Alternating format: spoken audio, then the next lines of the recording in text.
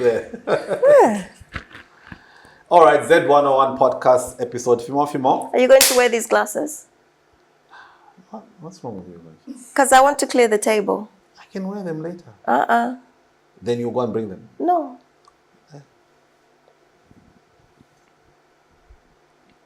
It's coming. My eyes. She's on all the fights. All the fights? Mama? Yeah. My English is coming to you. Ready when you are. Episode Fimo. Z101 Podcast. Hello, Malama. What's up? How are you doing? I'm okay. How are you? Now I'm a little. Thank you, babe. I love your song. Yeah, but this hair, ish. You went and redid it. I did. Kind of the last 2 episodes I've been running around like don't get a chance to. So how often do you do this and how long does it take? Do we need to reveal my secrets? Yes. So I do my hair every 4 to 6 weeks. Okay. I do what's called crochet braids. Okay. So it's where they braid the hair underneath and then they crochet extensions on top. Okay. And I do that every 4 to 6 weeks. For people who say, your hair is always the same. Yes, it's how I like it. I do mine every Monday. Once a week. Yep. That's why it always looks neat and tidy. I've never seen you with scruffy hair. Ine, the Bemba boy. Eh. Hell no, I need to be smart. That's what we like. You see? Yes. This is how customer service starts. You start by looking good. Sharp. And matching, fimo. And matching. You even know these ones not customers. But anyways, that aside. Or leading into. Yes, we're leading into that. I don't want to ask how your week was, what Nah. it's too boring now. People are not feeling. Yes. You were very perturbed, to use an English term, Yes. by service delivery in this country. I have been. You have been. Yes. You've been a victim. A victim of poor service delivery. Yes. Absolutely. I think it's a 70-30. Okay. Poor to excellent. Excellent is... Yeah, okay. It's kuma 30-20. Good is not... Good. Who wants good? We want excellent We want the customer best. service. What the money can get. Aye.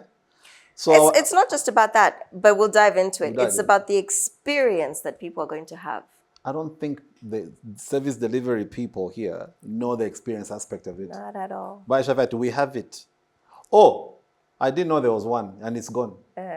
Yeah, that's how we roll. Nothing like, okay, let me check in the next store and I'll bring it to you. Nothing like that. But you ably titled this one as the service trap. All right?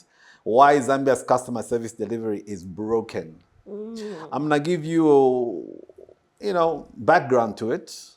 Ably put. Zambia's widespread culture of mediocre customer service and low consumer expectations.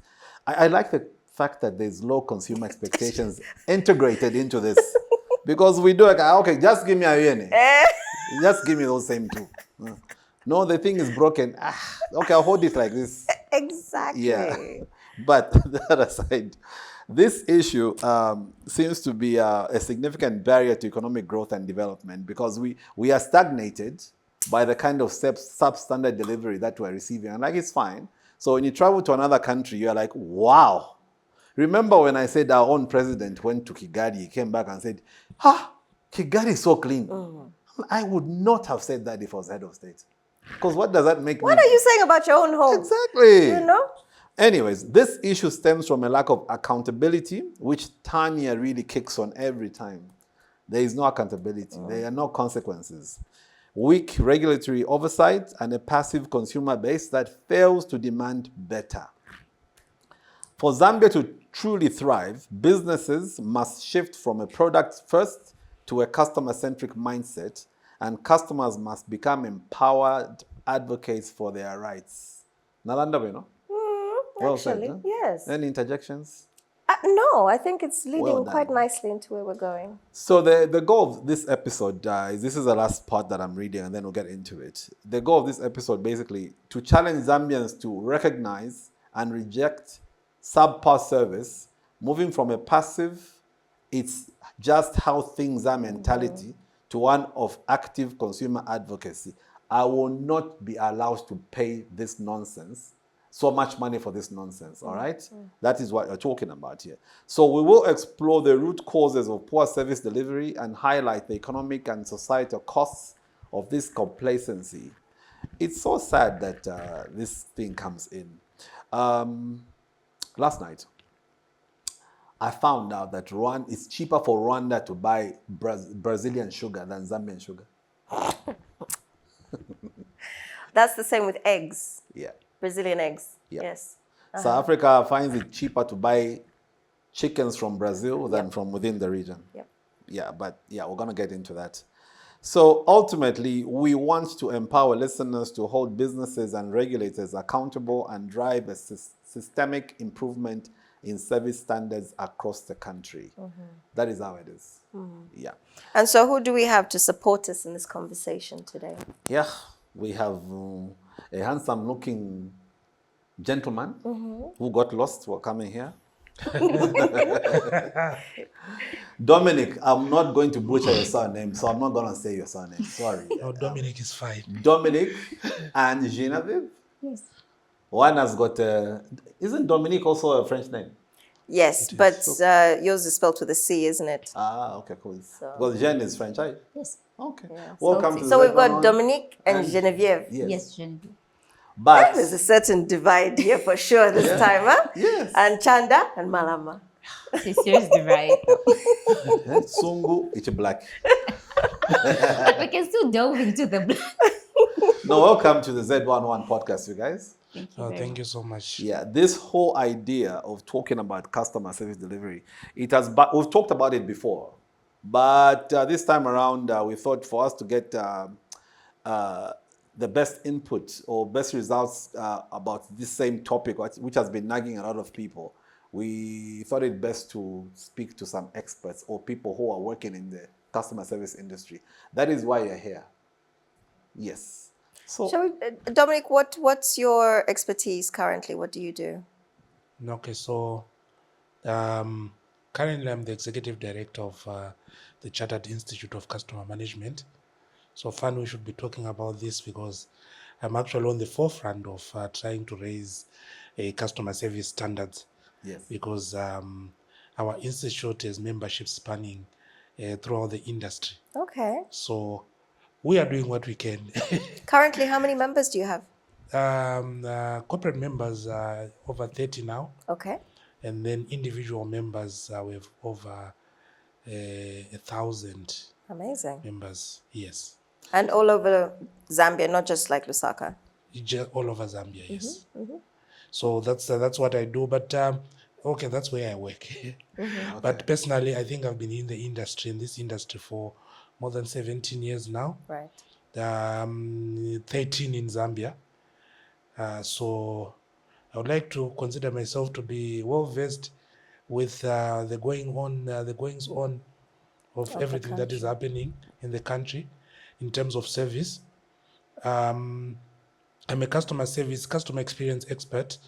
I'm a coach, facilitator, trainer, certified, and I host conferences, seminars, and the works. We network as professionals in Zambia and with other bodies across the world. So Excellent. that's what I do. Thank you. Wonderful. And Genevieve, yourself, what is your profession? So I am a customer experience professional. I've been in the industry over 10 years, actually. I have a vast span of experience. It's not just in the training field and facilitating, but I also have small customers, being children, so I coach. So those are also my customers on the side. And I also do events. So I also have a different kind of customer over there. So I have experiences from all angles. Okay. So I try to call myself an octopus. They also do pastries, which they didn't want to bring. Okay, yes, I do bake as well. So I'm an octopus and a farmer. So The pastries were in the car that brought her. they were based on decided orders. Not to bring 2, 3 They were here. based on No, orders. that's fair enough. You can't. No, the pastries go well with the tea.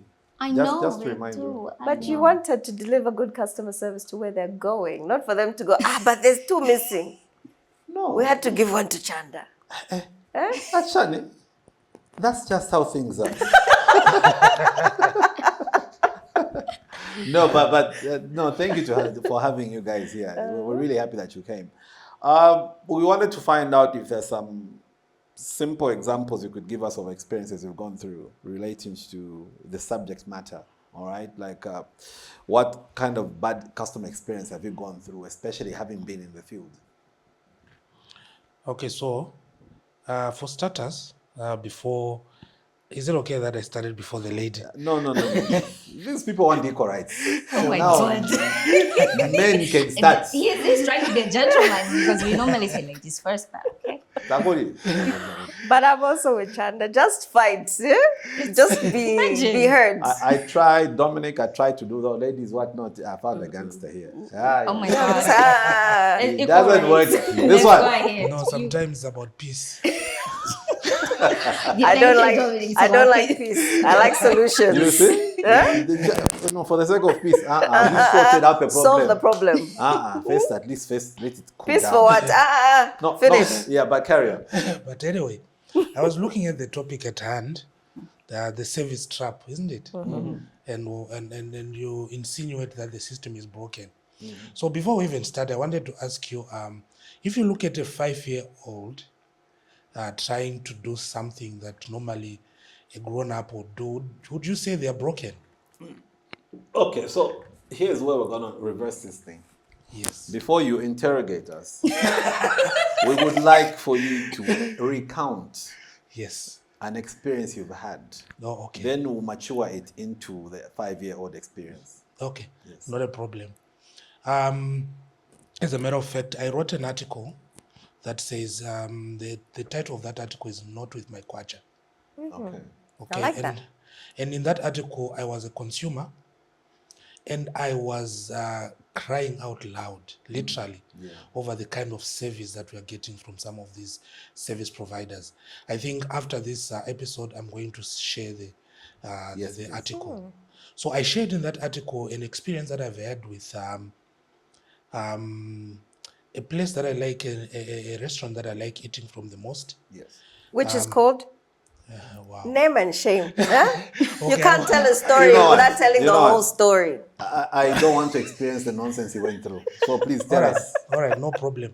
So, but also, if there was a solution, there's no problem in telling the story. You know, right, as a whole. I didn't go back to complain. You see, sometimes when the problem is deep rooted, I know, you find it very difficult to then sometimes you just decide to walk away. Mm-hmm. All right. So there's a small business that I run. It's just next to an outlet for Just Chicken. Mm-hmm. Okay. And they serve burgers. I used to love those small burgers they make, until one day I went to buy a burger and chips.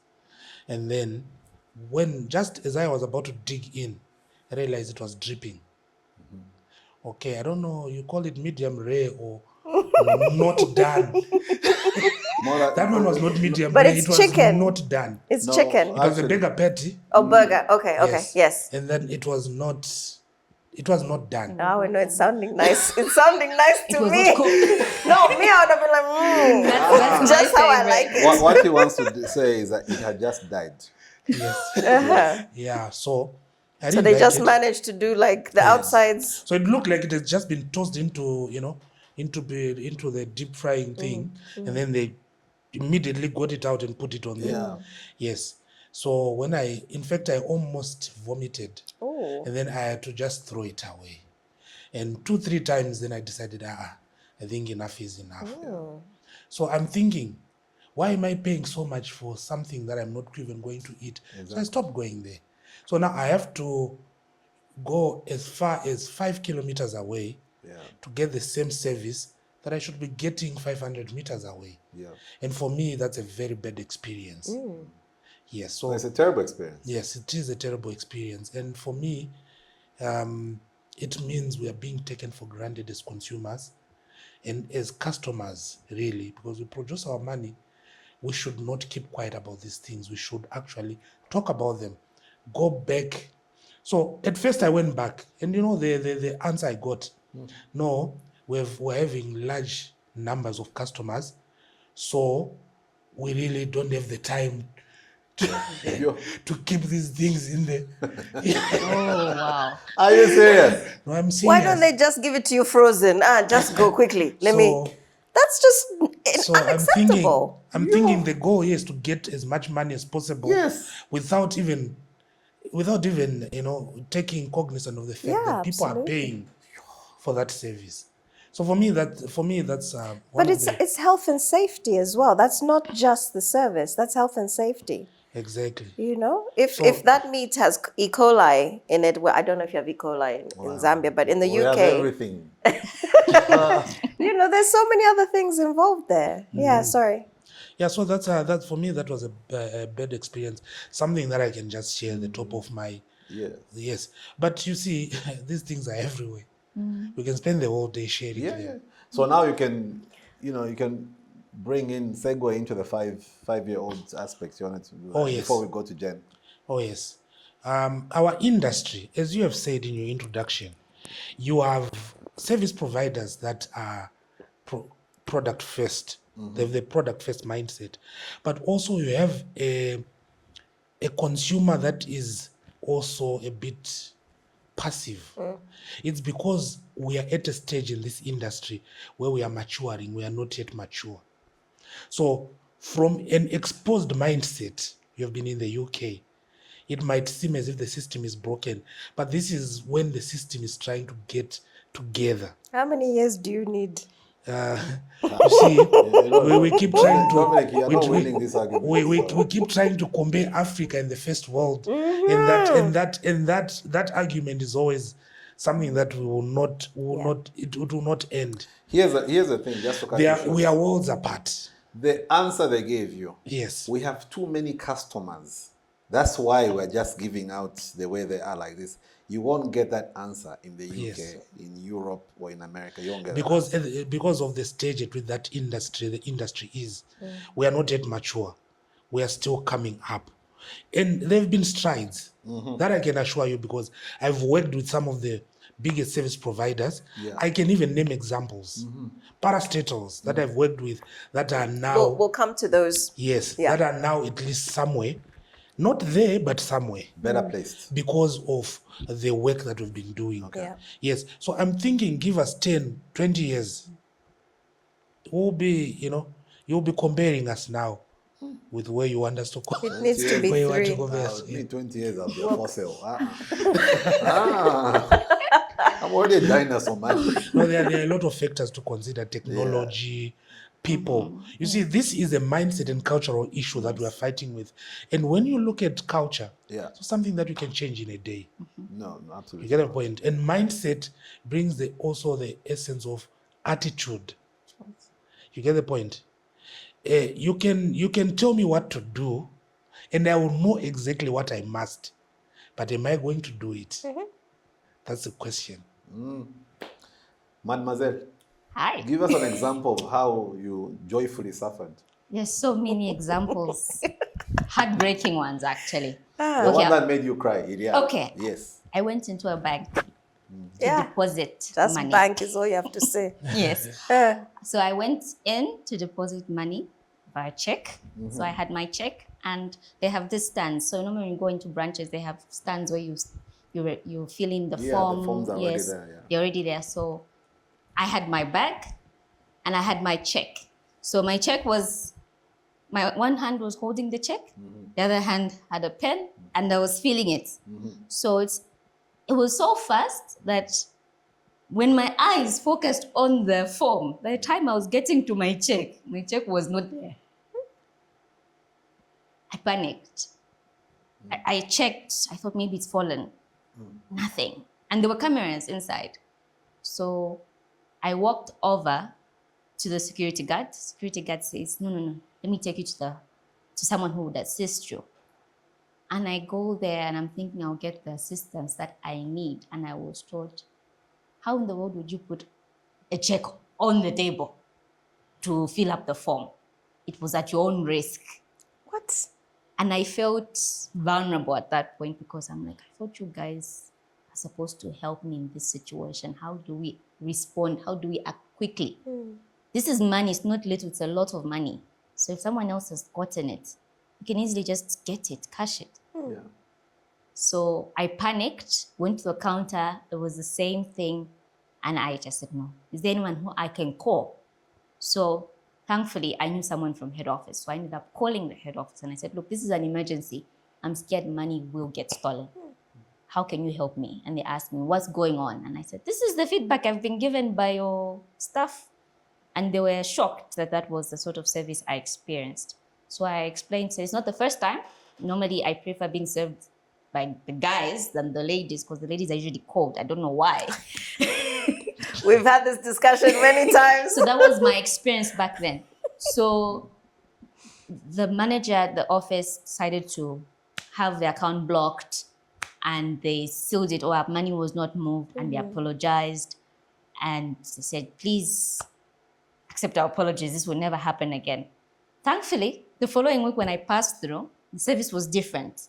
This time, the guard obviously was always helpful, but by the tills, everyone was friendly. Even the person who was in charge of service was smiling. And I was like, okay. But that was not a good experience for me. It was painful, especially when you lose money and you don't know how. Because I ask questions like, but you have cameras. Yes. Can't you check? Okay. So the check was never found. So the check was never found, but the account was blocked. And they made sure we just changed everything so that no one could have access to it. But I was broken by that Is this experience. bank from West Africa? No. Okay. It's not from West Africa. I know where you are going. No, it's not West Africa. Zambian. Leave it there. Is it reliable? There are only so much Zambian banks. So There's so many Zambian banks. Is it Yes. there was only so reliable? much. Huh? So Is you it can big, even strong, and predict. reliable? It is, huh? Yes, it is. Yeah. Yes. Yeah. So going back to the topic at hand, Yes. I would like to agree with what Dominic says. For me, I don't look at it as it being broken. I see it that it stems to the culture. And what is culture comprising of? Values, our values. Okay, and these values are what drive our behaviors as individuals. So an organization can exist, but it cannot exist without its people. And these people have these values that are driven by their behavior, that drive their behaviors. So depending on how I show up that day, will also determine the type of experience I plan out for my customers. So how I plan my experience for my customers also matters. Okay, so when we talk about the culture itself, it can't just be changed in one day. We have to look at what are these values that we've forgotten. For example, when you look at Zambia, right? What comes to your mind? We're a Christian nation, we're united, right? Our forefathers, one of them was Kenneth Kaunda. He used to talk much more about unity, right? He used to preach unity. But then over the years, things have changed. Same way when we have visitors in the house, what would happen in visitors coming? We'd welcome them, even if it's a short notice, we'd offer them water, would ask them how they've moved, would just show love, okay, care for them, no matter where they're coming from. But then, over the years, this has changed, and it all comes down to the mindset. So I might join an organization with a changed mindset, but because the culture itself has changed its values or lost its values, I will also get swallowed in that, okay? I want to just touch on that because I was actually going to make that exact point. I was going to challenge both of you because both of you have said culture, Yes. right? What is your cultural background? Okay, so I'm an adopted son of the soil. So my cultural background, I come from Zimbabwe, but I've also stayed in a number of countries, multicultural background. So, But let's stick to Zimbabwe. So your Zimbabwean culture, what are you? So I'm Bemba. oh, I'm Shona. Shona. Yes, And yes. what are I'm you? Bemba. Bemba. Chinese. Bemba. So I'm Now- Bembanese. all of and I'm sure Shona is the same. Doesn't matter where you are, you get greeted no muchinsho kolea. Mwaisen pomkwae. There's gwadaling. You're getting married. You've got someone going on their sides, right? Yeah. Yes. We understand how to be respectful and polite But, as culturally. So why, when you think you've got a professional job, do you think that you don't need to have that same respect for people? okay, so there's a difference between a personal culture and corporate culture. Okay. Corporate culture. Corporate culture, yes. So I've often given people this example during training that, you see, if you look at me, I'm trying to move my hand anti-clockwise. I cannot move the other hand clockwise at the same time. It's difficult. And this is the problem that we are being faced with. You have people who are living a certain standard and culture at home, and then they want to come at work and live an entirely different set of values. But what I'm saying is that professional culture, Yes. why does that professional culture appear rude and arrogant? Because like you said, you walked in and the girls are like, and they'll turn away, right? I know exactly what No, you she was were. told, how can you put your check there? Not just that, but even in just general, Yeah. So, right? so So let me finish first. So, one of the embassy in the UK, the Zambian embassy in the UK, frequently slated for poor customer service when someone approaches their reception to say, I'm here to see this one, the passport office, this person, da, da, da. The lady, one time when I approached, she was even there filing her nails. It's not here. Now, if I'd walked into her house, would she have responded like that? Definitely not. no. But why does she think that it's okay to respond like that at work? Okay, so my answer is on the issue of attitude. All right, so at home, you're not being paid for anything. At work, you are being paid to do what you do.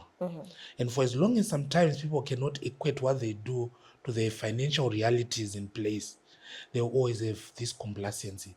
You go to a place and you find that someone will tell you, say, if I'm going to be paid peanuts, I will also behave like a monkey. That's an attitude issue. And it is, so when we're talking about culture, we're not talking about where we are coming from.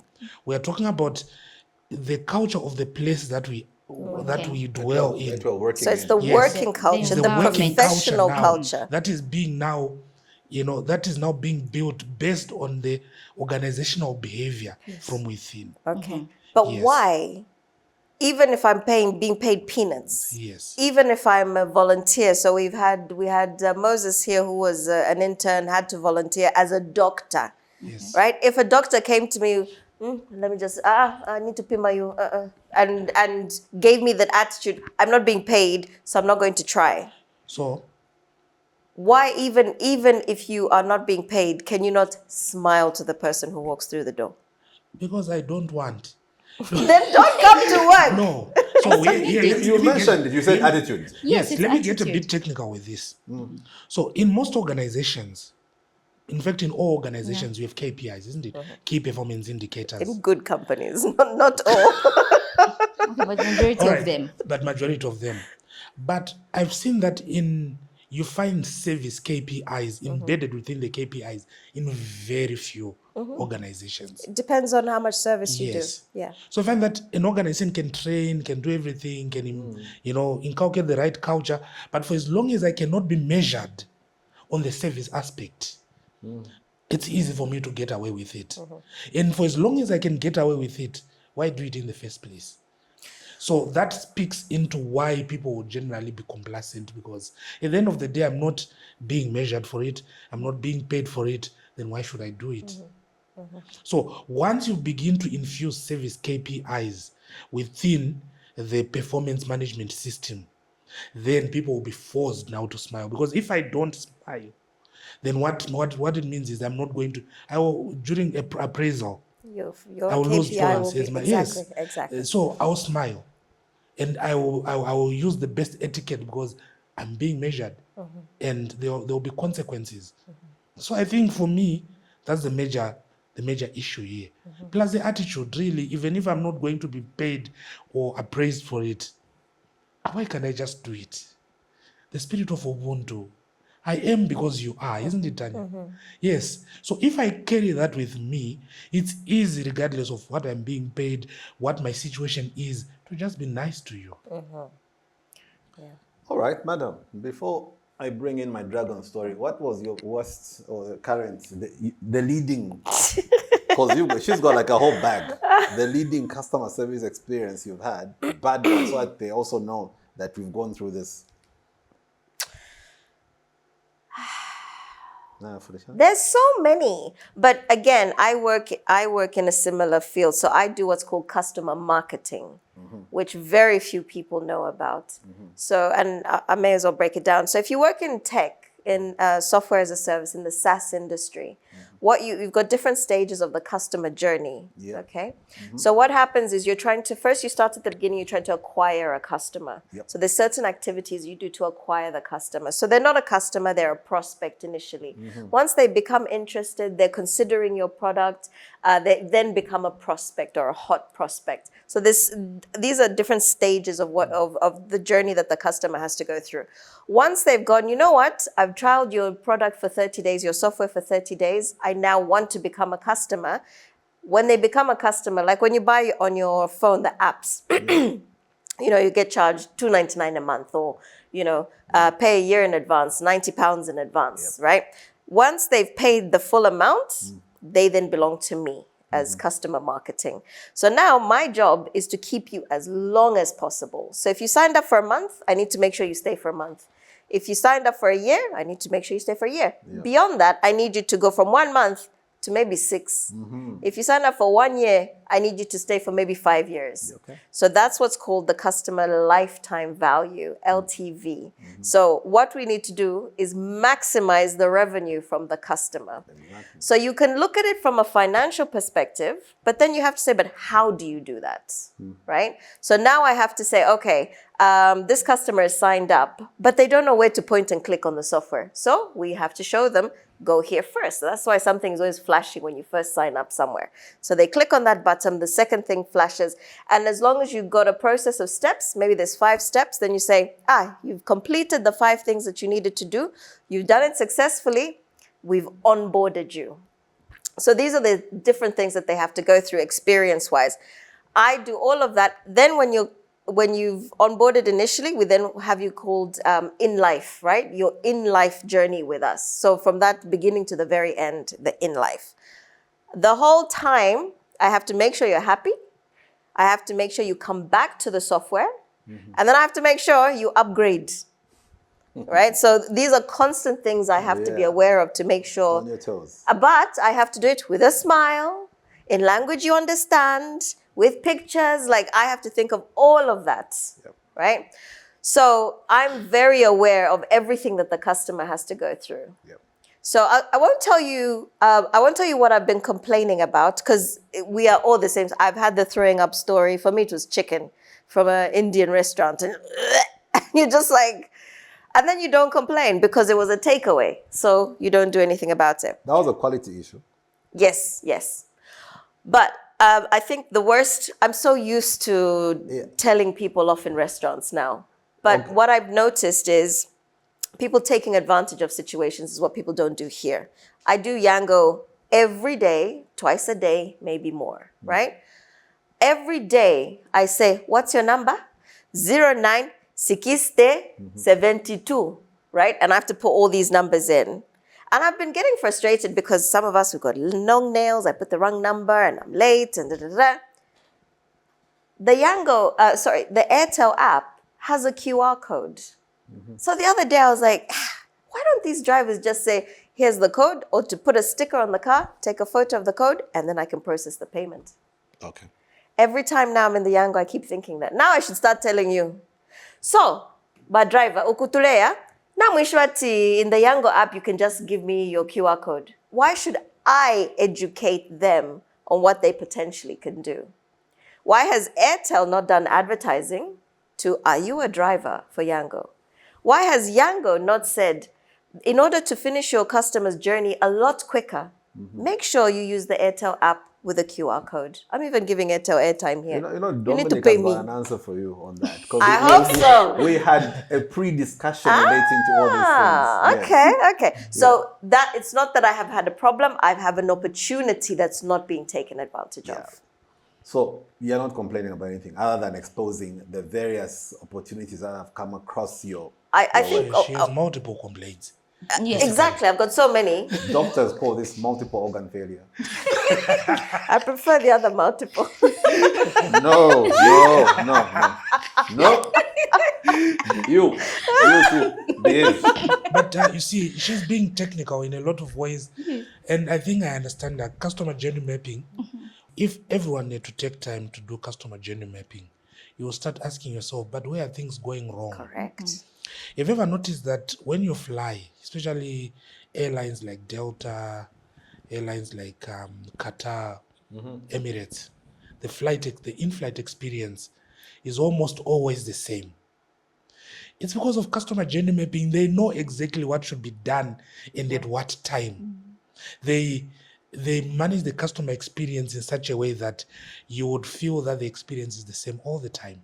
Why can't we do it here? So I was just complimenting what you were saying. Yes. Because at the end of the day, when you look at customer lifetime value, you can only get as much from a customer based on what you put in. Exactly. It's nowadays about customer success. Yes. You win when the customer wins. You lose when the customer loses. Customers nowadays are more discerning. Yes. And most importantly, they've become more challenging in that they also influence broader networks. So if you don't focus on customer success, because when the customer succeeds, you also succeed. And it's easy to measure what you have input in the customer's success. And that customer will also influence other customers to say, if you want to succeed, go there. But for as long as I, as a customer, fails, I'm just going to tell the other person, say, no, don't go there, or you're just going to get this failure. So we need to move, organizations need to move from product-first mindset to customer success mindset. Because when the customer wins, they also win. Correct. It's basically just putting the customer, just to add on, at the center of all your decisions as an organization. So instead of you consulting the innovative team to say, what product are you creating for us? It's how will this product help solve my customers' problems? How would it help their needs? What are their needs on the market? So once we get to that point of being customer-centric and having a good attitude, it's easier for us to now move. But it also comes back to, do you love what you do? No matter the pay, doesn't matter who your customer is. Do you love what you do, first and foremost? 2, how do you decide to show up for work every day? It doesn't matter if your customer is a student at a tuck shop, or a footballer, or a marketeer, or a farmer, or a professional. How do you show up that day? So to that point, this podcast, nobody's paying us.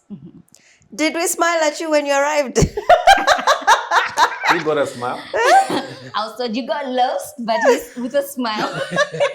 Factual, truth. Yes. You know, and because, like you say, this is something that we're passionate about. This is something that we enjoy. You know, you hear me running around or telling off people, no.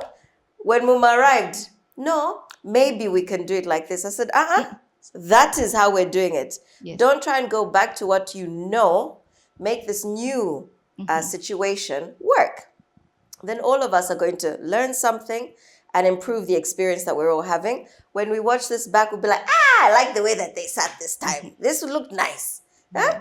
So that's the whole point. It's the same thing. It's using the same experiential essence of the conversation in other ways. We don't get paid, but the way we get slated in the comments, as if they're paying us, these people watching these things. Huh?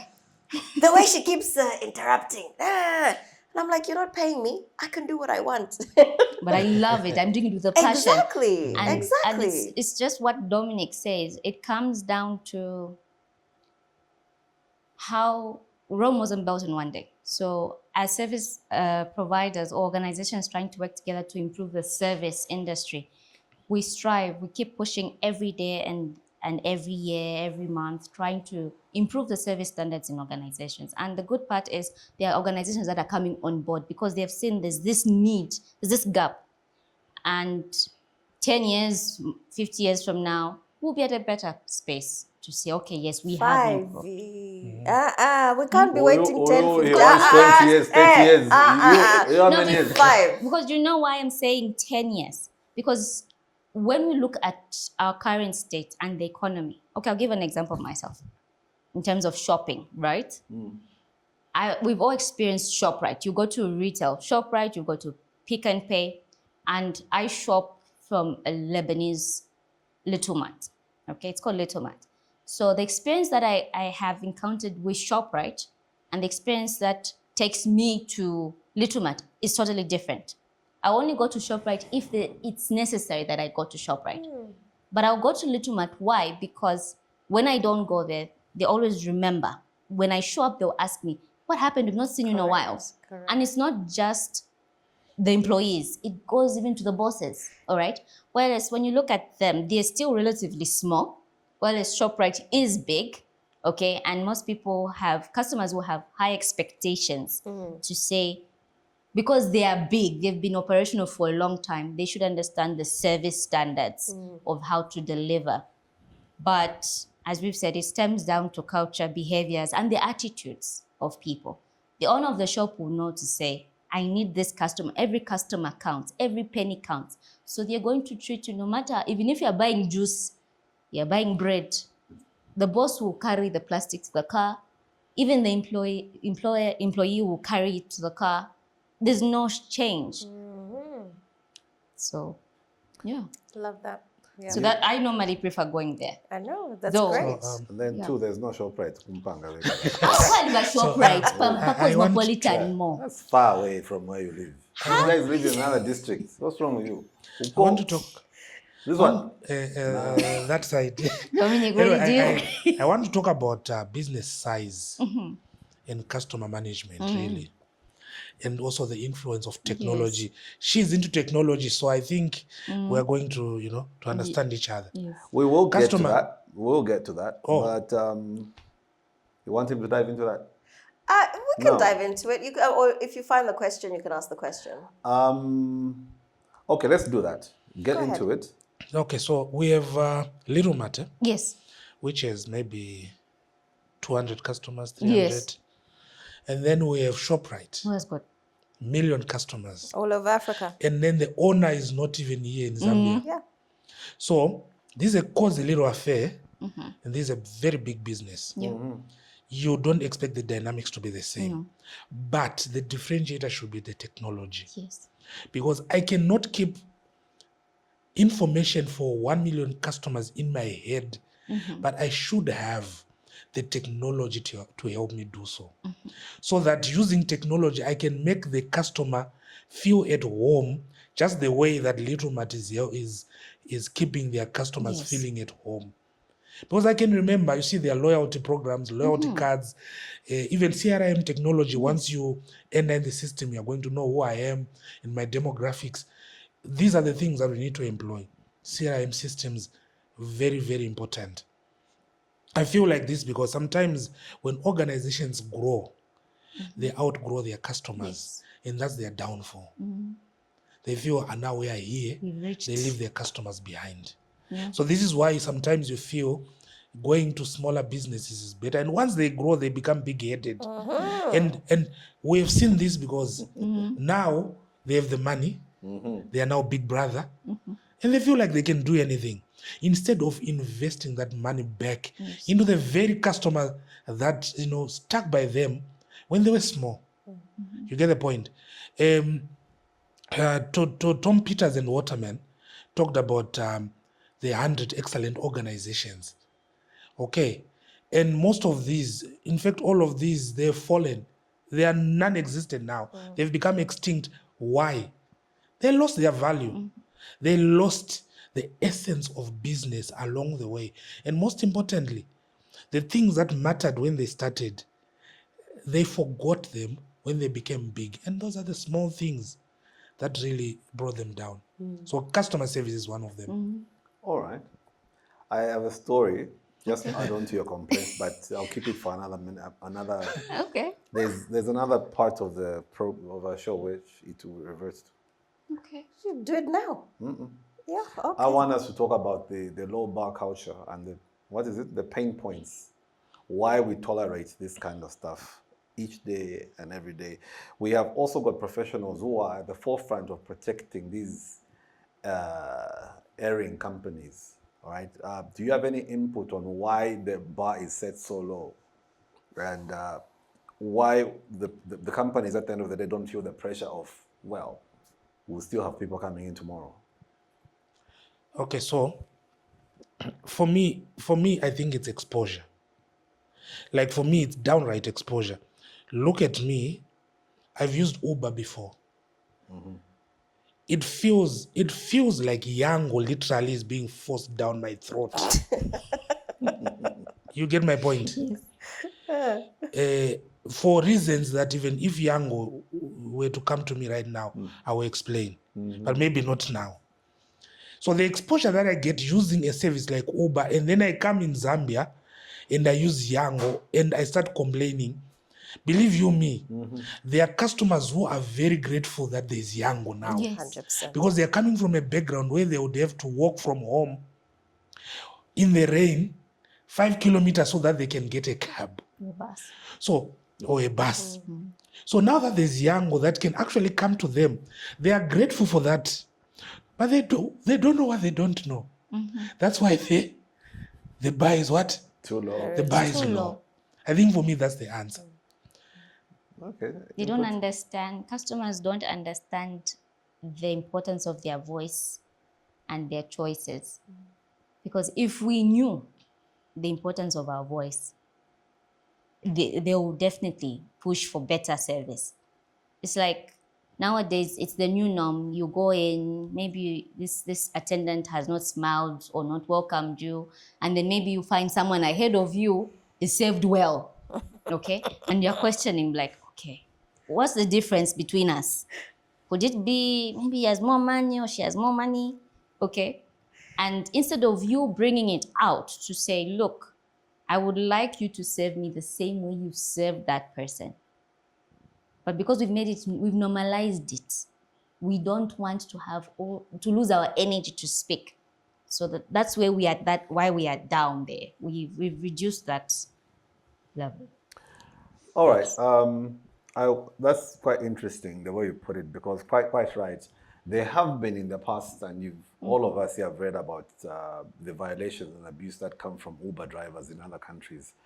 A lot of women have been victims, all right? And yet here, we can speak nicely about them because we haven't been victims before. Oh, we've had murders. There was the person who was murdered. I'm talking about Uber. We don't know about Uber. So But here... Uber doesn't exist. No, let me put this the way it is. So here, when we bring it down to Yango, okay, there's acceptance, because the example you gave is, I live very far off, but I can call the Yango and they'll come, all right? The experience for those everyday users of Yango is very different, because the crooks now use Yango to commit those crimes you just talked about. They will call you as a Yango driver and give you a very nice route. Here in Lusaka, you're going to Chilanga. That's a lot of money. But they've been killings at the same time. It's become quite difficult, and I don't know if you've got input on how best that can be managed, but we're talking about the entire customer service experience here. I wanted us to shift it to real life examples, Magan Bean or Meraki at Central Mall. Specifically. This is becoming personal. Right? It goes there. It's closer. No, do you know, you guys don't understand the convenience of these shops yes, in location. these little restaurants in this load shedding era. Yes, I think let me take you up on the Yango issue, because this one is a broad Yes, broad one, and it has serious ramifications of how the e-hailing industry is going to go moving forward. I talked about Uber. And yes, Uber, there are some of these things Yes. that are happening. But I think there are some safety measures that have been put in place. And I think at a certain point in time, when we had Ulendo was much more like Uber Yes. in a certain way. Because number one, the vetting process of drivers and cars was quite rigorous. Yes. With Yango, I stand to be corrected, but I went into the business once. I just submitted my photo and the photos of the car, and I was admitted. I simply had to go to an agent. Maybe it has changed now, but I don't think so. Did you even go to an agent? I've called the agent. No, because now they just say send. Yes. They will tell you, how they do it. They will say, take a picture with your driver's license, that is you, and then take a picture of the discs and then send them to us. That's all? Yes. But again, it doesn't need to be any more than that. So, and the same in the UK, right? I remember having a conversation about the process of applying for a passport with our Zambian government. And I was talking to people in the UK, the embassy people in the UK. And the process is you have to fill out the form. You download the form. You fill out the form. Then you post it to the embassy in the UK. Then they call you and say, come in for an interview at some point. Yes. And the only reason is, is you? Is the same photo? Can it's you a match. confirm what is on this Exactly. document? Now, they're based in London, right? If I live in Hull, if I live in Wales, I have to make this major journey all the way to that embassy to be greeted by the receptionist doing her nails, Maybe my train was delayed. It's like a 4 or 5 hour train if you're coming from like Wales. So there's a whole bunch of things that are involved in it. So, but you apply for the passport in the UK, for a British passport, everything is online. Upload this, take this photo with your phone. So it's the technology. Yes. Correct. Look at what your iPhone can do. Look, you see, an iPhone, the camera can take, that facial recognition goes beyond what the normal eye can see in terms of a photo. When you put the right technologies to do the right thing in terms of security, then you are okay. What stops African countries from doing such things at the moment is because we don't have the technologies that are so secure. 100% agree. Okay, Yes. let me interject.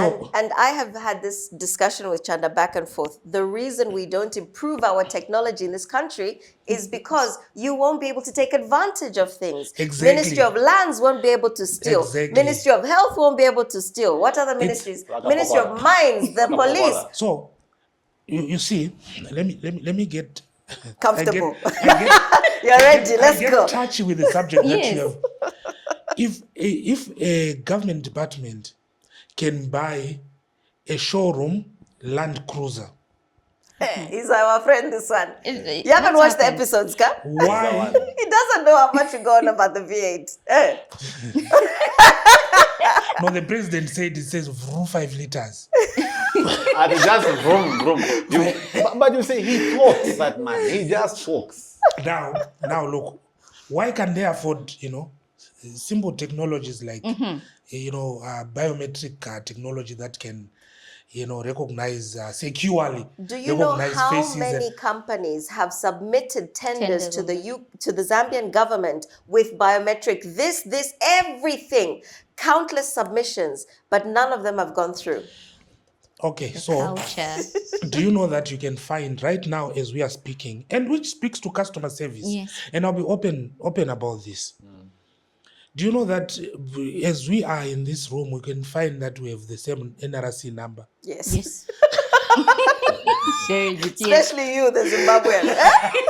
Where have you got my number? So why can't we just go to, biometric registration of our NRCs? And why are we still laminating NRCs? Why are we doing fingerprints? In this day and era. No. So, you see, the consequences, you will see them at NAPSA.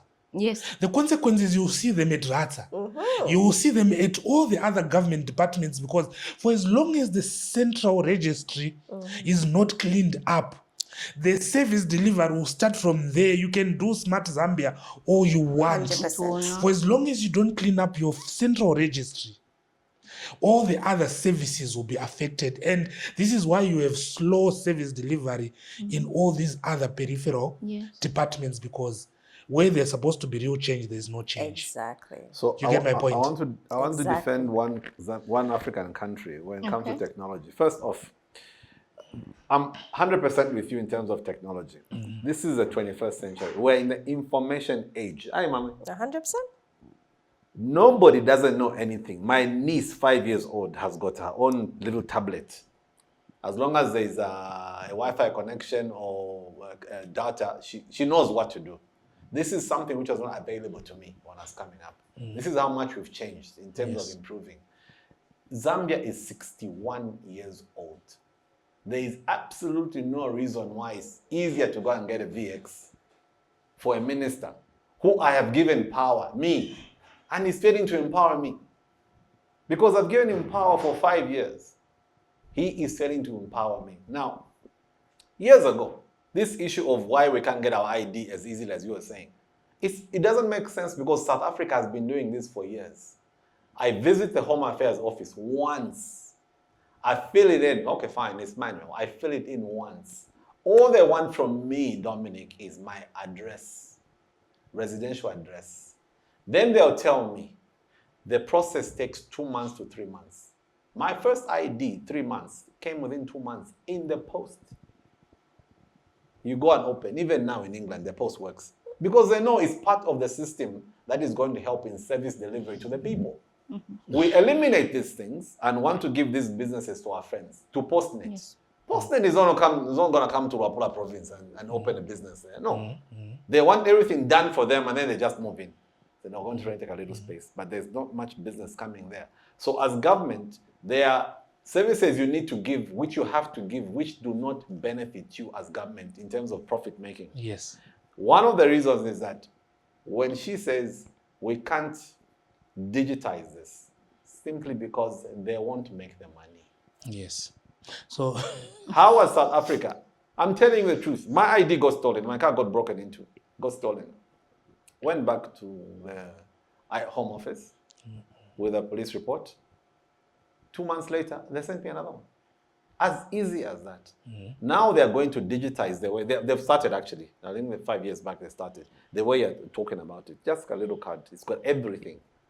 They add your driver's license there. Everything is sorted. Here, attitude, Bwana. That is why the bar, one of the reasons why the bar is so low.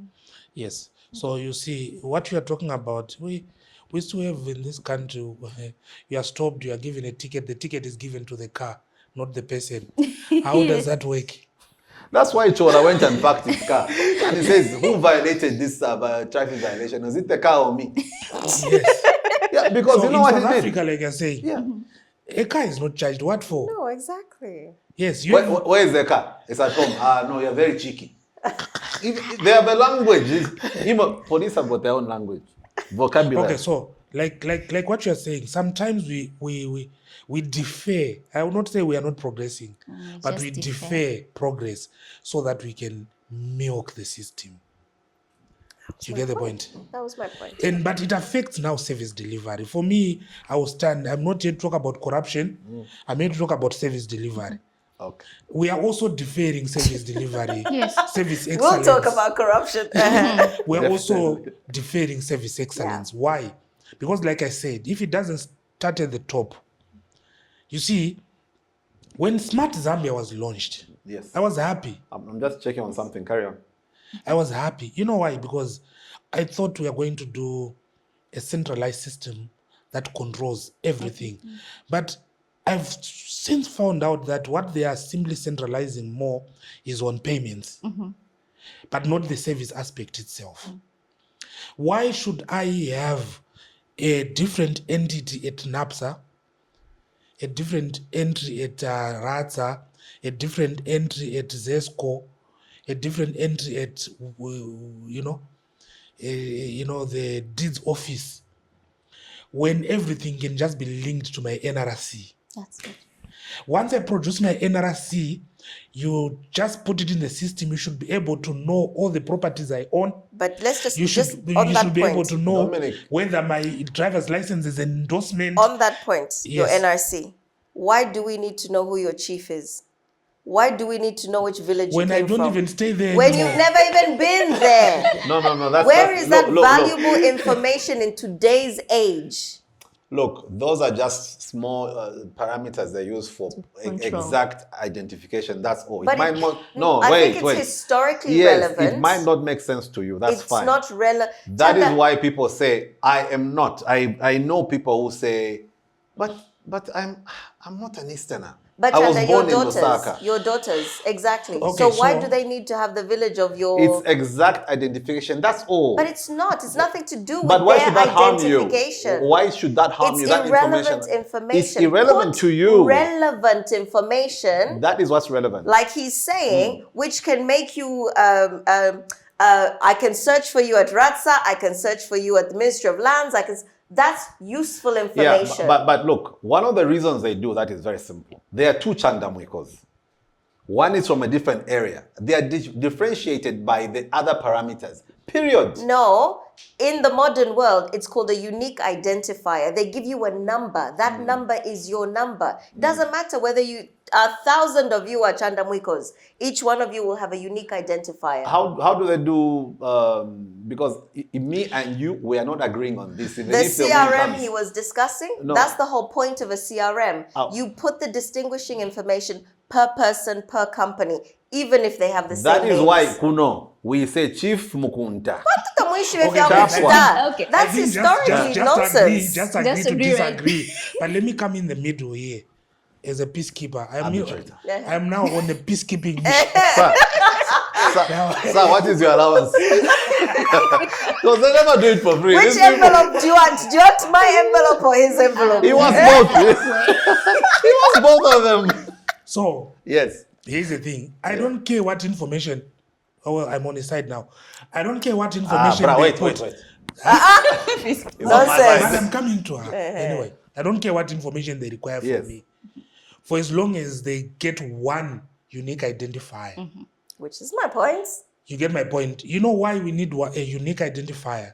It's because when we put you in the system, and this goes back to technology, we want something that we are going to be recognized by. And it has nothing to do about where you are coming from, where you have been, where your ancestors were at a certain point. Nothing to do with that. For as long as you can identify me using one unique identifier, and I will support my answer. When you go to the time for pre-retirement benefits at NAPSA, Mapasho, as they like to call them, you will go there to access your money. You'll find that if your name is Chanda and your surname is Mwiko, and that's what's in the system at NAPSA. If you go there and your name, and then it's Mwiko Then- Chanda, Be an issue. you would need to go and get a police clearance. You need to go and change Absolute what No, just so you can I access. saw this at Absolute NAPSA. nonsense. The only distinguishing part now was for that particular case, this person's money was not dispersed because exactly another person had the same names. But- Same sex, same names. No. We are not yet on the NRC number. We're just on the names. Just. Okay. Now, if the NRC is your unique identifier, then problem solved. We don't care which name comes first. Correct. We don't care about What's all the other NRC details. number? But for as long as the NRC Which is number, the unique identifier. Exactly. Regardless of your chief and village. So what happens is you Irregardless. what happens But- is you punch in so that number irregardless and of another that, name which comes one- up. It's the same number they're using. You know that? Huh? Yes, That's what's it been happened happening. once. That is why people are having problems when they've got their SIM cards stolen or phones when you want to go and get a new one. They have the same things now. They're like, but why do you need to do this ZICTA requirement? Because your name, Chanda, you punched in this number, but it says John Zulu. For me, Yes.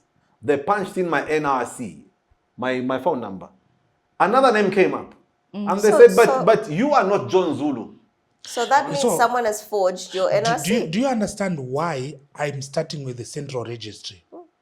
Imagine if right now you have a centralized national registration office where everything that happens is biometrically done and recorded. When you go to register a SIM card, for example, Airtel can simply log into the national registry and get your information and register it against What's that registered information. there? Which is When why you someone have, else comes now to do the same, they cannot. which is why proper KYC, Yes. that is what should happen. Exactly. But because we have disorder at the central registry, it opens up a lot of loopholes. Have you guys been there? Have you been at the Boma? Just your big toe in, everything changes. At the Boma? No, man. But you're talking about the place as it stands, and we're talking about how it should No, be. no, Yes. I hear you. No, Yeah. I understand what needs to be done from that particular place. All right, to that kind of Believe service. you me, no one in the country should have an NRC, a passport, and a driver's license that are not linked to each other. Yeah. To begin with. They should all be linked. So you guys, when I said So to you, when you do that, then all the other services, right now we are looking for scammers, we can't find them. It's simply because there are SIM cards that cannot be traced. And they are Yes. you can't trace them because you don't have a good central registry. So anyone can register anything, anytime. And your laminated NRC, I can just photocopy, put my picture, and present it to anyone.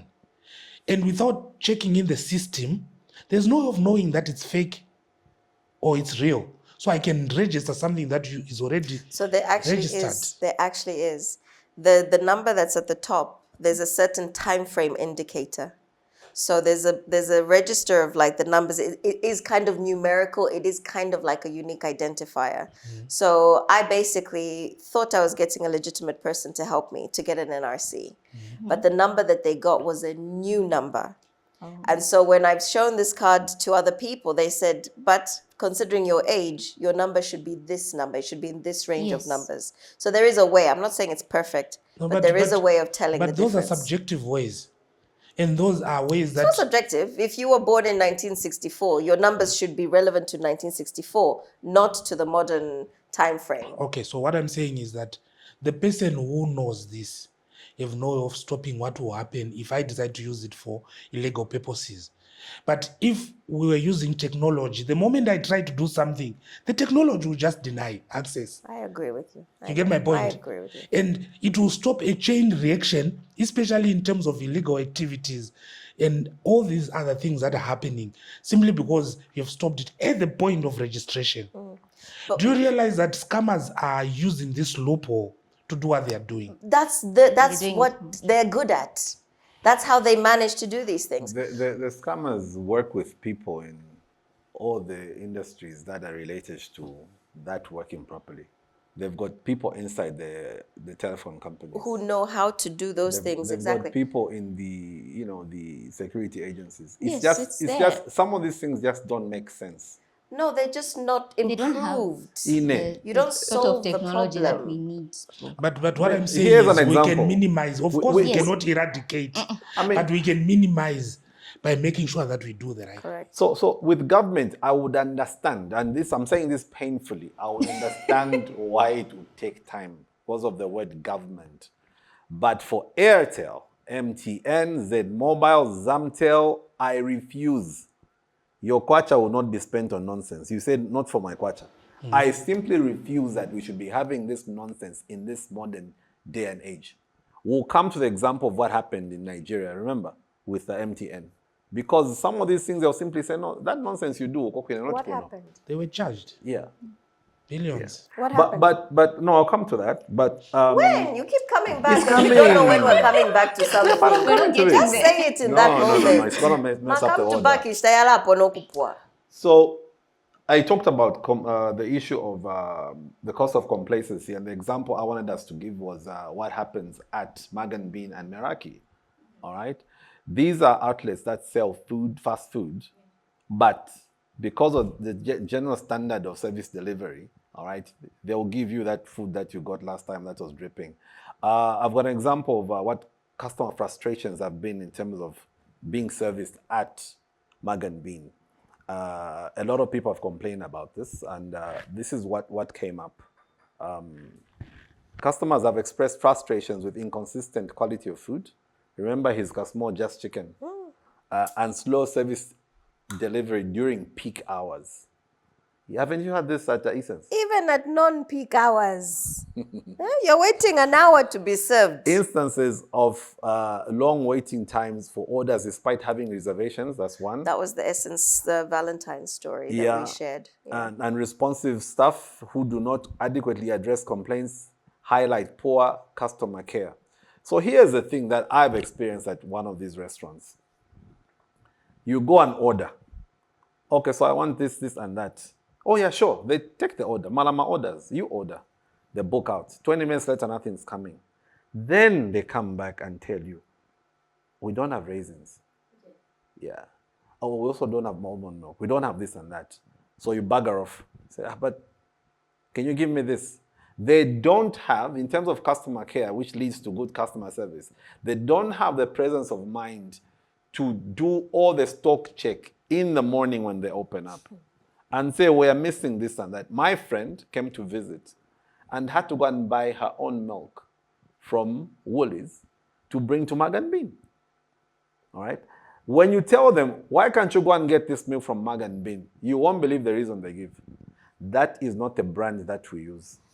So you as a customer, if you want milk, a certain type of milk, they won't use it because it's not a brand they use. Similarly, Meraki customers report experiences of inattentive staff. Because I'm looking at that table there, that's why I'm focused. And they'll be huddled in a corner, you've seen All this. of the restaurants are like that. In a corner, talking and whatnot. So some customers noted the relaxed attitude among employees towards guests' needs and addressed issues with ambience and cleanliness. Have you been to a restaurant, Kuno, and then a big ass rat just does like a somersault over your plate? Cockroach. Does a somersault over your plate. Cockroach. Cockroach. Oh, okay. Lots of cockroaches. Yeah. So we are having those problems because of the low levels of complacency. Now, you guys are in this service. What are you doing about it? Yeah. These guys are in the service. That's very accusatory. What are you doing about it? So I know he's talking to me, not to Genevieve.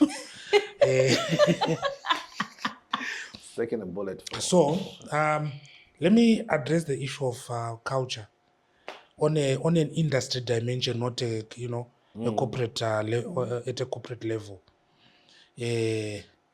We are used to certain things, and they tend to look normal. You get my point? Not until you are scratched to say, but this is not normal. So right now, we are trying to scratch people. Say, but this is not normal. And people are beginning to wake up. So how do we scratch? Number one, we are raising awareness in terms of service excellence. What is service excellence?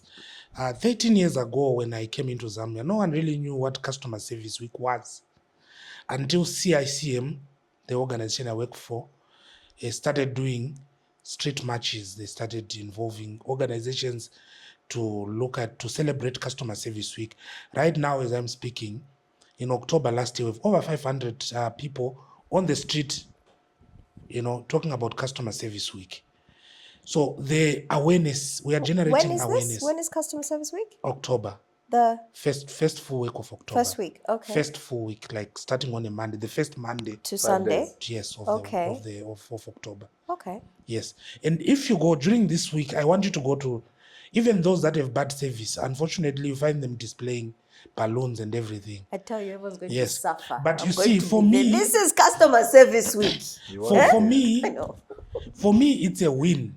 Especially for those that are still offering bad customer service to be celebrating, because for me, the objective was awareness. At least they are beginning to become 100% aware. Then once someone is aware, now they need the tools. You need to give them the tools to realize what needs to be done to move from where they are to where they need to be. So this is where we bring in training. No, training, sometimes it becomes very difficult for customers to actually come to train, to set aside budgets. But we do industry-wide workshops, we do conferences, we do a lot of, these, activities that generally disseminate information about customer management to the industry. But then the most important one is training. And of late, even we have a lot of consultants now. I think you can agree. I'm also one of them. That when 13 years ago, Bad trainers. you would find that customer service was not something that people considered to be very important and they're paying. Now we have a lot of consultants in the industry who are training in customer management. They've realized that with the development of the need, there was also need for a solution. And now we have a lot of people preaching customer management in terms of trainings, workshops, and all this. And for us, that's also a plus. We cannot do it alone. So when other people come in, they are just fulfilling one of the key objectives, awareness. They are raising the awareness. And we hope people are listening, organizations are listening. So training is one of the pillars. Then most importantly now, these consultants, they have to go in-house, look at different organizations and see we do. how they can change. So you can come for training, but if you don't go and change the systems, policies, procedures in the organization, then it can be a challenge. So now, once you've known what to do, once your people know what to do, sometimes it's so painful to go to an organization where they are doing something wrong and they blame it on policy. We are supposed to do things this way. You see, I've trained organizations, even as late as this year, who I ask, when was the last time you looked at your policies? And they say 2017. You want to tell me that even after the period of COVID, you still use the same policy? How? Exactly. So we need now to get into the organizations and see what can be changed from within to make sure that it's more receptive to a service excellence culture. And that means we start looking at, from the onset, the hiring process. Are you just hiring for skill, or you're also hiring for attitude? They're hiring for price. They hire for brawn, manpower, that's all. Price. Then number 2, your customer experience is directly proportional to your employee experience. The way you treat your employee is the same way that they are going to treat your customer. That is 100%. non-debatable. That's true. Have you seen when you walk into a Chinese shop and the staff are like sitting in a corner, all looking rough? And then they'll even like talk, Kairuja, and they're talking about their bosses. They've got this negative attitude. It's because of the way they're being treated. No. Yes. And that was the first place where I really noticed that when I go into the Chinese shops. So yeah. Yeah. So the way you treat your employees. Then number 2, your systems and your procedures, your systems, policies and procedures. So when it comes to service, do you even have a customer service policy in place? Believe you me, we have organizations very big that don't have customer service policies, no customer charter. Don't have the service standards. They don't have service standards. Huh? I think they do. No, They just don't do anything with it. They do. They actually have. I know for a fact. Now, Did you write it? no, I didn't write it, but they have. I've seen it. Now, because this is what directs people on what to do. I can know that I need to do this, but for as long as my system and my policy is not allowing me to do it, how am I going to do it? Because I'll be charged. We are an organization to follow policy and policies and procedures. No, you can't have a charter that goes against something like a policy in your company. It means someone did something wrong somewhere. Yes. One of them is outdated, or people haven't checked. Does it actually align? Yes. Right? And you can't just organizational write them for alignment. the sake of writing them, which is what Exactly. most companies do. Like I Exactly. said, Display. people have all these mission statements. Absolute bullshit, these mission statements I see everywhere when I walk around. Have you seen the mission statement at the immigration office? We should, as ZED101, we need a mission statement.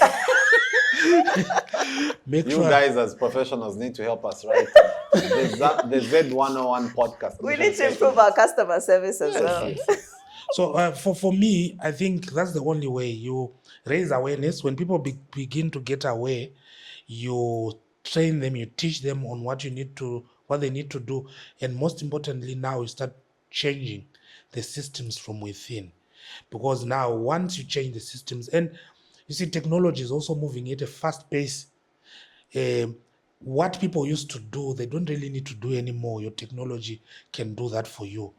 And remember also, when it comes to technology didn't come to replace people. That human touch is still very important in the customer experience. I don't need to come and talk to robots. I need to come and talk to people. You need to humanize even the technology itself. All right, we have got a few minutes to go, but I hope we can cram the important ones in. That issue of talking to robots has been a very big issue for one guy who's advocating for the rights of younger drivers. It's like, I don't want to be talking to AI. I want you to talk to me, explain these things to me. But nonetheless, something that I think we should touch on and is quite important is the broken complaint system and lack of empowerment, how it doesn't work. I complained to Pick and Pay. I went to buy eggs at Pick and Pay, and they were all covered with chicken excrement. On So that, polite. on that bad, I don't speak English. Chicken excrement. Yeah, they'd be like, they're covered in shit. Iwe. I can show you. You need prayers. We could. Jesus Christ. It's been very well behaved. I think I have been well behaved. So the eggs were covered with chicken excrement. I blame myself for going home with them because I just grabbed it that particular day and just booked out. But then I complained. I went on Twitter, the broken complaint system. I went on Twitter and I tweeted Pick and Pay Zambia and copied Pick and Pay SA. Guess who responded first? I say clearly. South Africa complained. 2022. I got pictures, I plastered them all over and said, this is the nonsense I don't want. You don't want to crack an egg and the poop falls into your thing. You can't do, that's poop. You know what I mean? So what are you guys doing about it? So they responded, no, sorry, we'll do this and that. We'll escalate. Here's your reference number for complaining. Zambia, 3 years now, I've never responded. I went through the same thing. Pictures, grabbed the manager and said, you're a manager, Sakuno. Look at this poop. And I said, the reason I was complaining was that eggs like that will never be allowed in a South African shop in South Africa. The UK. How hard And is you it have to a wash franchise. eggs? Yes. Or maybe it's direct the same company. Is it a franchise? Pick and Pay? Yes. No, they own it. All the money goes back that side. It's a not franchise. distribution. Yeah. Okay.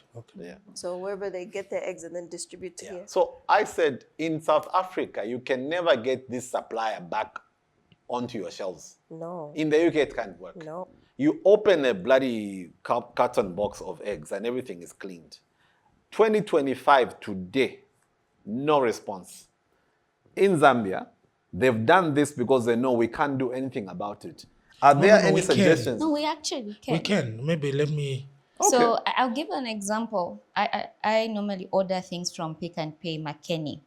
And the first time I went to buy things there, I asked them if I could order. And I was told, no, it's not possible. It can't happen. Not until I called their offices here in Kablonga. And then the manager said, actually, we do have that service. It's just maybe people not having the right attitude towards it, but we do offer. And from that end, he introduced me to the manager. The manager at... I'm not lying. No, This is Twitter South Africa. I sent those eggs with excrement. Yes, so the manager will tell you it is possible, and I've been ordering through them. But as professionals, we come into the aspect of awareness. So when we go in-house training, it's not just a 1 day off or a 1 week off. We go in after the training. Now we are with you for a period of time so that we get into now start changing. And there's what we call customer huddle sessions. The customer huddle sessions are basically just 30 minutes before your shift begins, because this 30 minutes will help you prepare you for the day, okay? Help you plan the experience, let you also be aware of what the policy states, what your organization stands for, and how you work together as an organization and as a team. So as professionals, we continue. So it's not just, most people think training is just we pay for a couple of days and that's it.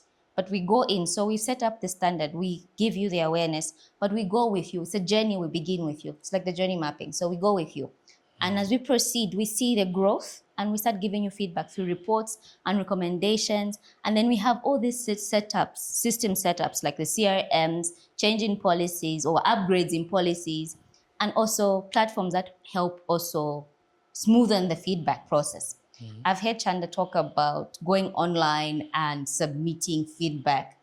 But nowadays we have platforms that are so easy that you can actually send feedback and it will automatically reach the right person in the office who is supposed to access this. And you as a director will say, okay, Lucy has received this. Lucy, I've seen this complaint. What are you doing with this? Okay, before it even hits social media. What are you doing about this? There are systems that do that. So it's our job to now get these customers to be aware of these systems that they can implement. So it's not just about, oh, we can send you a link, answer this survey and all. It's okay, can I see real-time feedback from my customers? Be it via those who use Kamtinka phone or WhatsApp or email. Yes, okay, how can we respond urgently? Okay, do we have a system that will now analyze what our competition is doing differently on the market and compare us?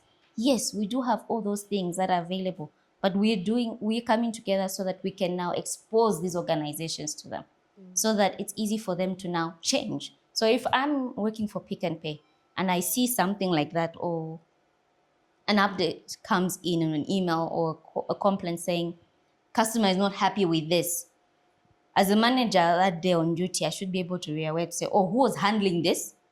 How best can we help them? So backwards to current state, I had this experience where I walked in that day to order in advance. And then someone walked up to me and said, Madam, we don't do that, right? Then I met the manager and the supervisor who were aware because I had introduced myself. We always used to speak on phone. So I told them, say, oh, I've come in, I wanted to place an order. And then he actually told the person, say, she's one of the customers who orders via phone.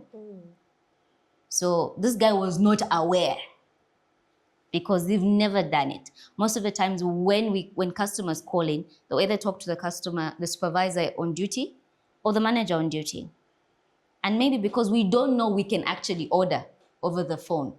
And these guys will provide that service. So we reduce our awareness as customers as well because we think, I have to go all the way. It's okay. Even the complaint time it's a lot of hassle for me to go and complain and all. But we're striving for a better change. But I think the point also adding on that is, why do I always have to speak to a manager or an owner to deal with a situation like as simple as ordering via the phone, right? Or if I complain to there was one time I went into a restaurant. Here? Yes, it was Agora Village, Mint, right? So I ordered pad thai chicken. So pad thai is a type of noodle that you get, and it's a Chinese Thai dish or whatever it is anyway. Yeah. But it's a type of noodle. I got regular noodles in the pad thai. Yes. So the girl comes, Madam, how was your meal? Nice big smile. How was your meal? And I was like, it was okay, but these are not pad thai noodles. Oh, sorry. And then she just took it in.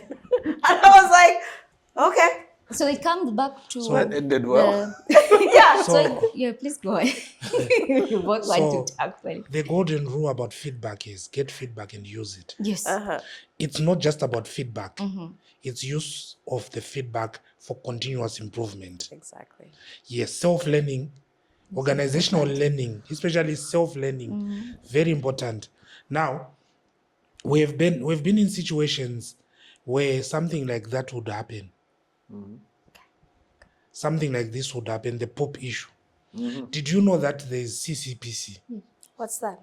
The consumer Protection. protection, consumer Okay. protection is One of the competition and consumer one of the protection toothless commission. bulldogs we have. What is Yes, what? Toothless. Oh, okay. Like the UN. Sorry. Yeah. Yeah. All right. Exactly. you guys. I thought you were my friends, but Imagine. but anyway. So the system, unfortunately, maybe it's broken, but there are some mechanisms built within the system that are supposed to work, Yes. like CCPC. So you can report that And to the act is CCPC there. and it can be addressed, because that is a violation. So before we even talk about, hey, we need to train, we need to what, that is a violation. No, it's okay. You can I've got the report solution it. now. I'm sending all this poop to him. And what is he going to do? And then But okay. Going to So send to issue now- CCPC. But you can. the issue now of feedback is that, when was the last time you saw a suggestion box and you went and dropped something in it? never. I mean, that thing is now, and the answer is simple. The day that you put that thing in is the day that you have anything to do with that organization, isn't it? No one is going to come back to you, even if you leave 6 numbers on that paper, 5 emails, and even your grandmother's residential number. address. Nothing. No one is going Please to get forward back the to you. message when they call you. This is why we don't put anything in there. And this is the reason why, even if you launch an online survey, even if you do, for as long as you're not going to take care of, you're not going Solve to the respond to that feedback, Yeah. people will not, your customers will I'll tell you not. who's good at it. Nando's. Nando's, every time they give me my goddamn receipt, madam, there's a thingy, a QR code here, please take it and give us a review. They are very good at asking for feedback on the service. They're the only ones that I have seen. But that are I also And- had an and interesting what- experience with Nando's. Uh-huh. I had ordered the fries, the ones that have cheese. So I go used to getting the ones at Cosmopolitan. So I'm thinking it's the same It everywhere should where be. I go. It should be. So I went by one that's by Lewanika, and I ordered the same one, lemon and herb with my cheese. And I asked, "Do you have it?" And the person says, "Yes." And it's to go. So when she comes on the receipt, it stipulates that it's lemon and herb. When I open, it's not lemon and herb, it's chili. So when I called back, and I guess it still stems down to attitude, because the person who picked up the call said, "Madam, we did not have," like what you said, "we did not have the lemon and herb." So then I mentioned, "But look, if you don't have," that's the part where you tell the client, so this is the alternative. Exactly. But on your receipt, and when the person who came in was telling me, "Oh, 1 lemon and herb," all this information was given, I thought it is the one. Not until, as you said, now there's this challenge. The manager comes in and apologizes and then tells you, "No, this is the situation. We apologize. Please come through and get anything extra one for free." But I looked at the distance. Should I? They should have For put it on a chips. bike. No, but I had a better experience with Meraki. Meraki actually brought new food, fresh food. That's it. And that's the way it should They be. That's how brought it's food supposed from to here be. to my office when I was in Long Acres. I think I told you. Yeah. I found hair in my food. I'm like, oh, snap. These are not the caveman days. That's what you feel. So I phoned. And this was all on the phone. "Oh, sorry, sir, whatnot." They couriered the thing. They didn't charge me for the courier either. Then they made me keep that and said, "Send any." If you had to know, give it to somebody. I said, "You where? How the heck am I going to keep this I can't stuff I'm give this complaining to about?" someone. Yeah, but the point is, they brought me a new order. Something. That's the one thing I do like about Meraki. They will sort you out immediately. Twice, actually. Once, it was right here. Meraki Central Mall. But you see, so it stems back to service delivery. One thing I think that keeps coming up is how discerning is the consumer in this market. Yes. Because for as long as we do not address that, if a consumer doesn't know, they'll be exploited. Yes. I think it's also an organization's responsibility to educate the consumer as to what to expect. This will protect the customer, but it also protect the organization when customers begin to demand things that are beyond what was promised in the first place. Yes. You get the point? Yeah. Now, I'm talking about this in a way because you see, Tanya is exposed, and she knew that these noodles are not the ones she was supposed to get. But how many Zambians do you No, know it's this type of noodle is Exactly. the one. Exactly. who would have known that these are not the noodles? Because Exactly. what you see, I would have known. I had the same at Black. but how many? That's Not everybody would not know. everyone. No, She would but have I had known. the same Yes. at Black. Black. I ordered, it was a pasta dish with Black, chorizo, kure. the restaurant, What are the you Black doing at school, Black? yeah, with chorizo sausage, Uh-huh. okay? I know my favorite meat is chorizo sausage. I ordered this. It took an hour and a half to arrive. Pasta and chorizo. Chorizo is already cooked, so this Yeah. should have been a 5-minute dish. Yeah. Then it arrives, muli poloni. She's a And I'm like, you think I'm stupid? I said to the lady, take this shit back. I said, this is not chorizo. And I waited an hour and a half. Madam, we're so sorry. Can I get you another one? I said, No. another hour and a half? No. Hell no. I said, just give me I didn't even say give me money. I said, just give me the bill for the drinks. You know? Okay. But again, it happens often. Even cheese in Zambia. Cheese is disgusting in Zambia, I have to say. the one like- like eating that day is Somalia. That's why I buy nice cheese, because I know nice cheese. But when someone puts a certain type of cheese, it better be that cheese. You can't lie to me. No, I'm not arguing. I'm just. But that's again standards. You Yes, know, you can. don't sell something with the name of it if that's not what it is. Give it your own name. Better. Eh? Yes. Zambian mozzarella, not mozzarella, because it's nowhere near Yeah. Italian mozzarella. Whatever happens, Moma, you have to give us 5 minutes. We have one more point. penultimate 2 points. Go. 2 points. One, yes, because that's one is Yes. and our Okay, yeah. closing remarks. But this one involves. Yeah. Oh dear, you see? you You said you were see? going to come back Tell to him. it. Which MTN? Eh, said there, what I'll come happened in back to this Nigeria. story. This is the point I'm Let's coming go. to. Okay. What is this? Okay, yes. Read MTN it. Nigeria. Hey, Africans in my. Eish. No, we were looking forward to it. Customer service. Oh man, eh? the patience. Want to make sure you remember. Broken complaint system. Yeah. So Go. we need to, as we head down the final minutes, we think we should cover the issue regarding regulatory vacuum and the litigation culture in Zambia, which generally we do not have. I find it to be a very crucial point. The very fact that something can happen to you and you sue, or try to sue when it doesn't work out. One of the reasons our friends actually get away with remedial outcomes is because they'll sue. Their systems are strong. The legal systems are strong such that they can be paid or compensated within a very short period of time. I want to give you a little brief about what happened MTN Nigeria. You got the note done nicely, actually. The MTN Nigeria wanted to charge. Did they want to charge? First, it was, I think it was ShopRite when they went in first. They went in with weird prices and they were told by the Nigerians, not here. MTN did the same. They wanted to use different tariffs at some point and they were told, doesn't work, go. Here in Zambia, Malama, we were complaining about how the bundles are done, how the tariffs are done. And if you remember, we used to pay in dollars to buy a SIM card, to do this and that. Eventually, it evolved into, like you were saying, over a period of time, into an issue of, it's a kwacha thing now. Your SIM card is now 5 kwacha. We used to buy that in US dollars. But the Nigerians find the MTN Nigeria branch, I forget the amount. It was in billions. In Naira. And in dollars, it was in millions of US dollars. So they went, they pleaded, and as a watchdog, they listened and cut off a bit. They did not say, we're forgiving you. This is something we're failing to see when Airtel messes us up. Because there's been a repeated occurrence of a breach of service to the people. Have you guys in the service industry engaged them to that extent where you're like, you can't continue doing this? So, first and foremost, like I said earlier, this falls under the purview of CCPC. Not only CCPC, but I believe there are also regulators in the telecoms industry, particularly ZICTA. Yeah.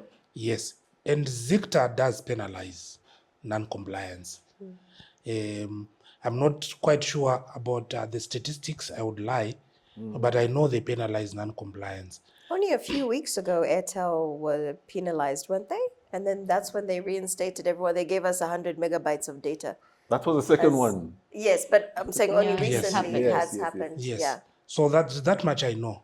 So when you say the system is broken in that regard, what we are just seeing, what probably I can insinuate is that when things go wrong, sometimes people go behind closed doors and then they discuss it off, and really the consumer doesn't benefit.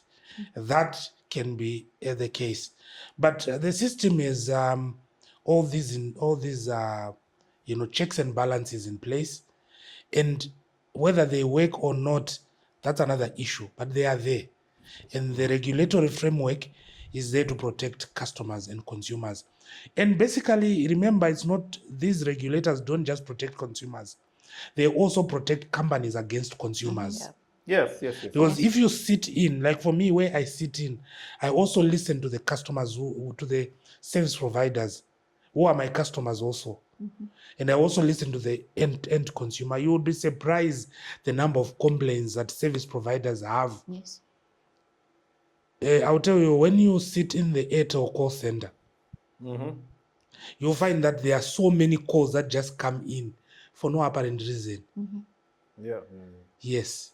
How do you deal with that? Do you ignore? Because if they ignore these calls, or they get an abandoned call rate below a certain threshold, I mean beyond a certain threshold, they will be charged by ZICTA. But can they just allocate human resources in terms of agents, people who are just going to answer prank calls?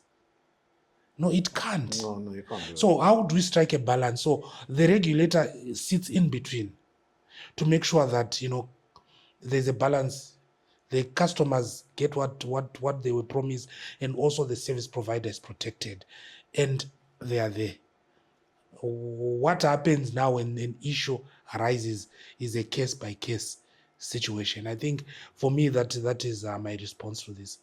I think, did you have anything to add to Yes, that? it's similar. So you find also on the consumer's endpoint, it goes back to, yes, there's this procedure, but because you already have this mindset that it's not going anywhere, so people feel also lazy to go in and report.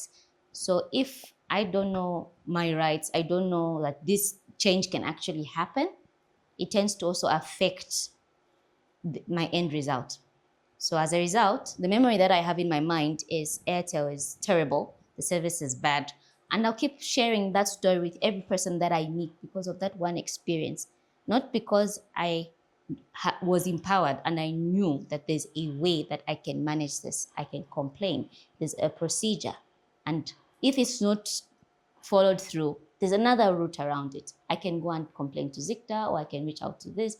But because we don't want the hassle and bustle of going back and forth with all this information, so at the end of the day, you find the customer will just be like, forget it, let me switch over, go to MTN, or let me go to Liquid, move on. You move with your money. Yeah.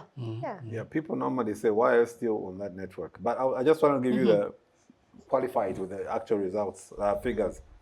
They were fined $5.2 billion, US dollars. What was the actual? I think it was an issue regarding RICA verification of Yes. who owns the Yes, SIM card. I remember that issue. Yeah. It was Who owns the SIM card a registered to you? topical issue. Yes. Where they were found, the regulator found a lot of SIM cards functioning without proper registration. Failing to That was the disconnect issue. 1.5 million unregistered SIM Exactly. cards. Wow. The SIM cards were functioning Unregistered. without proper registration. Yes. Yeah. So that's the issue. But again, even that registration thing, we only recently had it here, didn't we?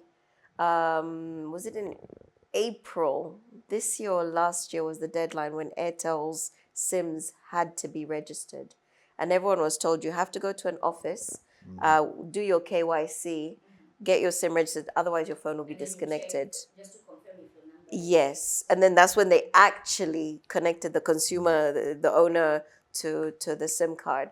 But one of the issues I have, like when I first came and you took me to MTN and I got my first SIM card, I went to the UK, came back, and I thought the SIM card would be disconnected within 3 months or whatever. I think it was 7 months. I was gone maybe 2 years from that first time when I came back and the SIM card was still working. I was so happy. I went to the UK and with my data Airtel SIM card, came back 4 months disconnected. Now I have to go back and I have to now get another SIM card, bring your passport, all this nonsense, you know? Yeah. So there's a bit of a balance, and I'm not sure why Airtel disconnects theirs, but I get frustrated because Airtel reuses the SIM cards. And what you were saying about the scammers, right? If it's been registered to someone else and then it gets disconnected, potentially the scammers can use those disconnected ones as the ones that they end up using. With your details. That's what I'm saying. They end up using that those. is industry standard. I mean, we're talking about RICA. In South Africa, it's how long? 3 months. Yeah. Yes, if you stay with a SIM card for more than 3 months without using it, then they will disconnect. And of But late, disconnect Victor, and then re-register correctly. That's the point. okay. Of late, Normally they'll give you a different number. No, but if someone else ends up with the number I had before, some other random person. So what I'm saying is the scammers know the numbers that were disconnected. Yes. They're the ones that get those numbers. Exactly. Exactly. And then Inside that's what they information. use those for. And then us normal people, we just end up suffering. I come back 3 months later, I have to go do the same effort. Yeah. You know? So you became a victim. You see, someone is monitoring. Instead of disconnecting, they don't disconnect. Correct. They simply disable your SIM card and give the number and Exactly. give access to someone else. Exactly. But it will still be registered under your name. Yes. That is illegal, and that is probably some funny people from within the But the it's organization always the doing people it. who know how to do it are the ones who Inside fake job, the inside system. job, yeah, Exactly. The person who won the house and the whatnot, remember a few years back, MTN, they found that it was an inside job. They won a house. Yes, there was a big competition when MTN was still Addis Ababa roundabout, remember? There was this person who won. I don't know about that issue. Oh, yes, the inside job. They won a house. Remember? Yes. And there was arrests and what. They found out that it was an inside job. But again, that's there's competition regulations that exist. Yes. So somewhere there, someone has not followed those No. regulations. It was just 100% inside job. Nothing Yes. like it was just fraudulent from start. Like I make sure that you win, you go and buy a few cars and a house and whatnot. So when they're doing the investigation, you remember, they found the guy had bought this and bought that and whatnot. I'm like, well, this guy, MTN employee. There you go. But the Federal Competition and Consumer Protection Commission of Nigeria has demonstrated the strong measures and authority they have in successfully fining MTN. Regardless of what happened, they decided we'll negotiate. They negotiated quite all right from 5.2 billion US dollars. They ended up paying 1.6 billion. Here we don't have such kind of things. Dollars or naira? Dollars. Okay. In naira, it was 330 billion naira. Okay. Yeah. Here, the comparison is nowhere there. China Sino Metals have been fined 750,000 US dollars. Fucking joke. Absolute joke. Others have Absolute been fined in millions where it happened. I can even give you statistics right now. If you think of the money that's been lost in terms of the fish that have been killed, the business that those fishermen in the local areas Yes. have lost, in terms of the water pollution that we now have to clean up, that is way, and I'm not even touching on everything, that's way more than 750,000. At least hit 1 million with your fine, for God's sakes. In the US, something similar happened. 2010 USS Pillage. 61.6 billion BP were fined. But you're making the point I'm making. Uh-huh. Make it painful so they don't do it again. I'm talking about relating So this am to our I. CPP. So am I. CC what? Yes. Because we haven't heard anything from That them. fine is not from there. That fine is from the government because someone else received something from Sino Metals. In Brazil, they were fined $7 billion. Billion. Kuno hours, 750,000 in fines and penalties and no compensation. All these other two, the other two I've mentioned is fines and compensation. There was compensation, something like 700 kwacha per farmer or something. They were made to sign for the bag of mealie meal they also took. Yes. So you can't call And they can't sue them after they've signed. Yes. But yeah, as we wrap up, they are saying that we can conclude by saying that the CCPC in Zambia faces significant challenges that limit their effectiveness, including bureaucratic hurdles, limited resources, and the story exactly. And lack of enforcement power, leading to perceptions of being toothless and protecting consumer and market interests. They're absolutely not there. So Imangama complain, someone will call somebody and say, "No, come and talk to him." You keep talking to him in Bemba. Are you sure he understands everything that you're saying? Because he said he speaks Nyanja, not Bemba. Oh, yeah, because Mwiko complain. Oh, God. Imwe is both Nyanja. Yes. Shona and Bemba. Yeah. Yes. And also, I don't know if you're aware that there's a small claims court. Yes. But it's limited amounts that you can go and claim from them. Mm-hmm. So I don't know about that. As we conclude. Again, for the fourth time. No, now we're concluding. I conclude now. You want a prayer?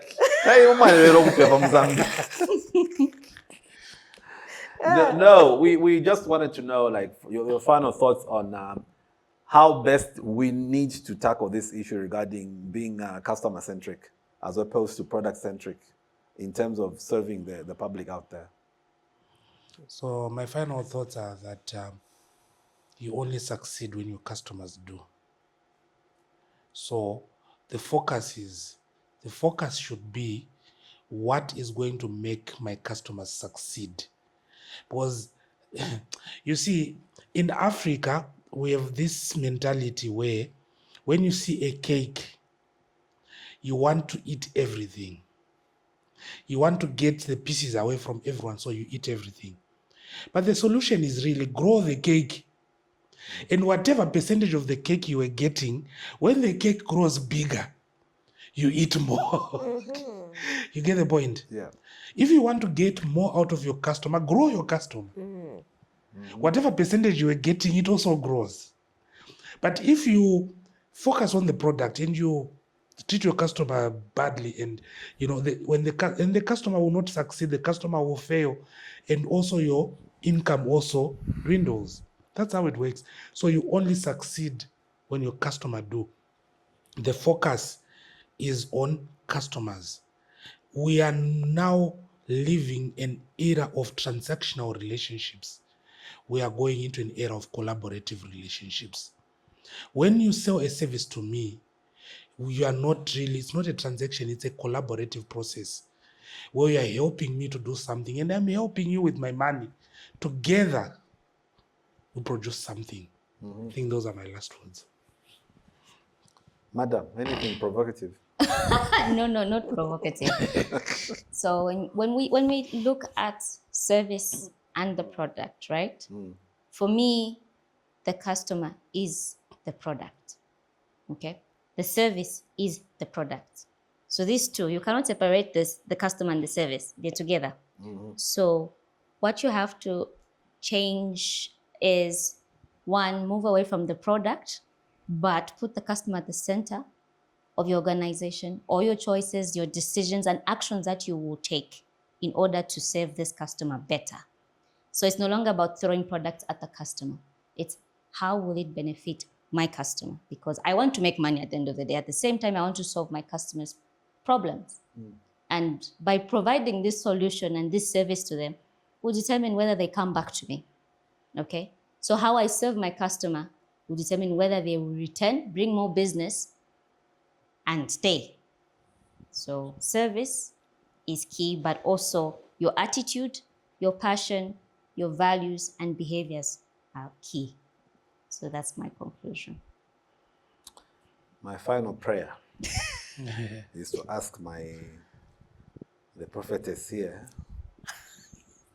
Prophetess Tanya. Yes. What are your takeaways from the input you're getting from our professionals? No, and we are on track.